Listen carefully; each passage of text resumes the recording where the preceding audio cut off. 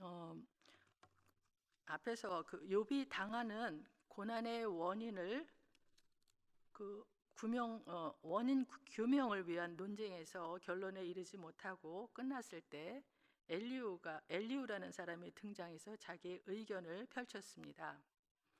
욥의 세 친구들이 욥이 죄를 졌기 때문에 고난을 받는다고 정죄한 것과는 달리 엘리우는 33장에서 욥이 고난받는 것은 연단을 통해 신앙을 성숙시키려는 하나님의 섭리의 한 단면일 수 있음을 밝혀주었습니다. 그러나 34장에서는 그 분위기를 달리해서 욥이 자신의 의로움을 주장하면서 자신이 불의한 일을 당하고 있다고 주장하던 것에 대해 엘리우는 하나님의 공의에 근거하여 욥을 정죄합니다. 그리고 엘리우는 욥이 징계 중에도 자신의 죄를 회개하지 않고 교만하게 자신의 의를 고집하며 하나님의 주권과 공의를 부인하고 대적하는 죄를 더하고 있다고 신랄하게 비판을 가하기도 했습니다. 그러면서 욥에게는 현재의 고난도 그러한 죄에 비한다면 심히 가벼운 것이며 욥이 회개하지 않는 한 고난이 계속되길 원한다고 하는 그 폭언까지 서슴지 않았었습니다. 그런 후에 엘리후는 하나님께서는 유한한 인간의 선악에 영향을 받지 않으시고 교만한 자의 기도에는 응답하지 않으신다고 주장함으로써 간접적으로 욥에게 겸손한 회개를 촉구했습니다. 그러나 엘리후는 36장과 37장에서 다소 누그러져 부드럽게 권면을 합니다. 특히 오늘 본문은 죄에서 돌이키는 자를 향한 하나님의 긍휼과 자비와 회복의 은총을 더 강조하고 있습니다.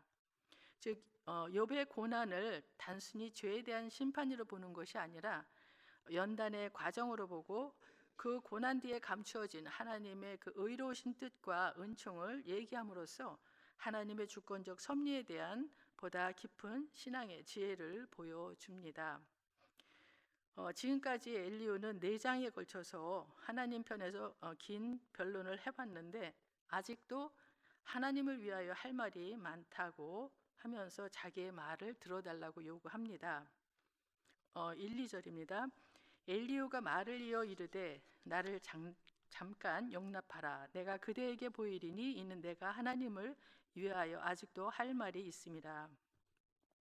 2절을 세 번역으로 보면은 조금만 더 참고 들으시기 바랍니다. 아직도 하나님을 대신하여 드릴 말씀이 있습니다. 엘리후는 그 욥이 하나님을 불평한 것에 대해 하나님 편에서 변론할 것이 많이 있다고 하는 것입니다. 그러면서 엘리후는 자신이 말하는 것은 하나님으로부터 얻은 것이라고 합니다. 내가 먼 데서 지식을 얻고 나를 지으신 이에게 의를 돌려보내리라. 여기서 먼 데라고 하는 말은 엘리후 자신의 그 지식이 하나님으로부터 온 것임을 말하는 것입니다. 나를 지으신 이에게 의를 돌려보내겠다고 하는 것은 하나님이 의로우시다는 것을 밝히겠다고 하는 것입니다. 그리고 하는 말이 4절에서 진실로 내 말은 거짓이 아니라 온전한 지식을 가진 이가 그대와 함께 있느니라고 말하고 있는데, 역시 세 번역을 보면은 내가 하는 이 말에는 거짓이 전혀 없습니다. 건전한 지식을 가진 사람이 지금 욥 어른과 더불어 말하고 있습니다라고 하고 있습니다. 욥과 변론하는 엘리후 자신은 뛰어난 지식을 가지고 있기 때문에 그 어떤 사람도 자신의 변론에 대해 쉽게 이의를 제기할 수 없음을 확신하고 있는 것 같습니다.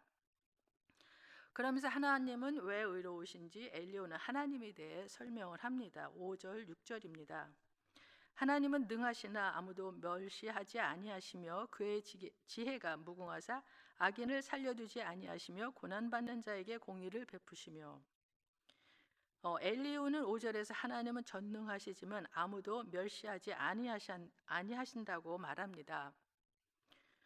엘리후가 이 말을 하게 된 것은 욥이 10장 3절에서 제기한 주장이 잘못되었다는 것을 말하고자 하는 것인데, 욥은 무죄한 자신이 극심한 재앙을 만나 고통을 받고 있는 것은 하나님이 자신을 멸시하는 증거라고 탄식한 적이 있습니다.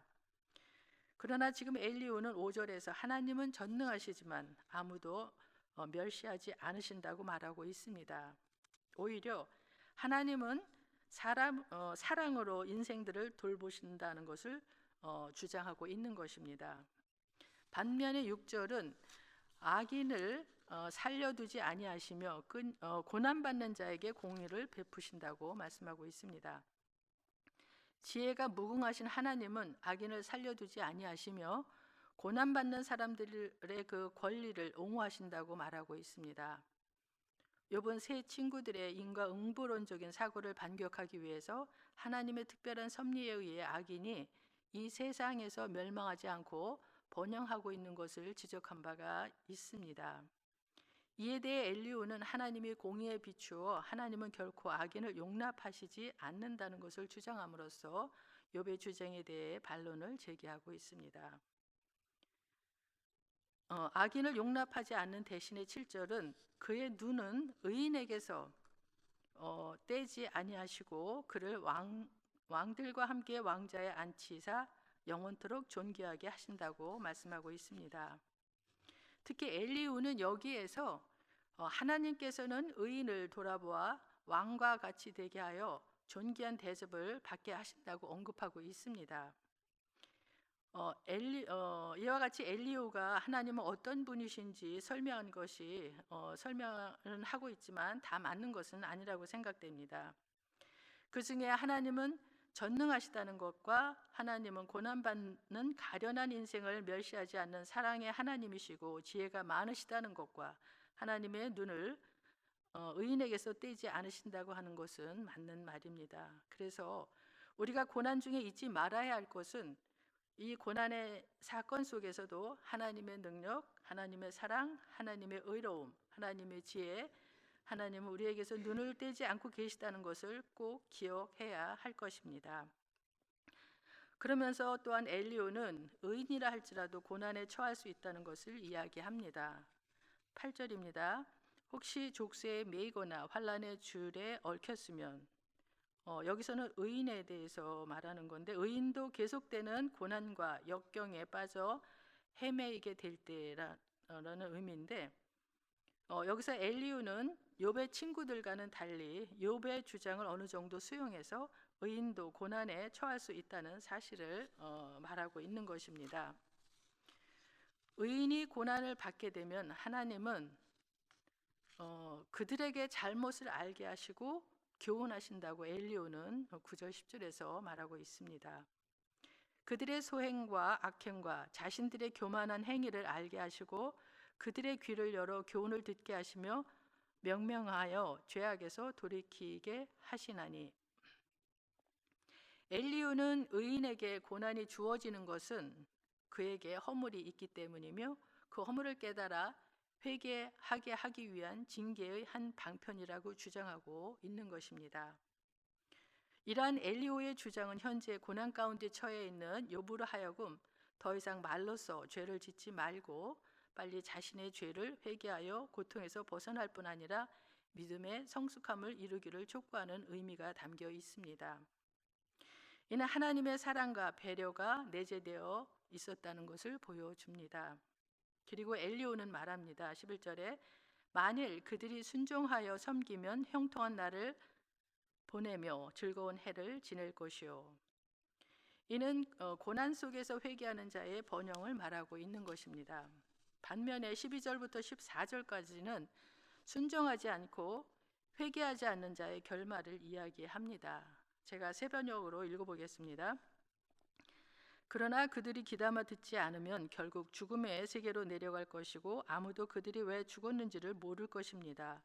불경스러운 자들은 하나님께 형벌을 받을 때 오히려 하나님을 원망하면서 도와주기를 간구하지 않습니다. 그들은 한창 젊은 나이에 죽고 남창들처럼 요절하고 말 것입니다. 이렇게 순종하지 않고 회개하지 않는 자들에 대해서 얘기하고 나서 15절에서는 고난의 교육적인 효과에 대해 또한 언급을 합니다. 15절을 보면 하나님은 곤고한 자를 그 곤고에서 구원하시며 학대에 당할 즈음에 그의 귀를 여시나니.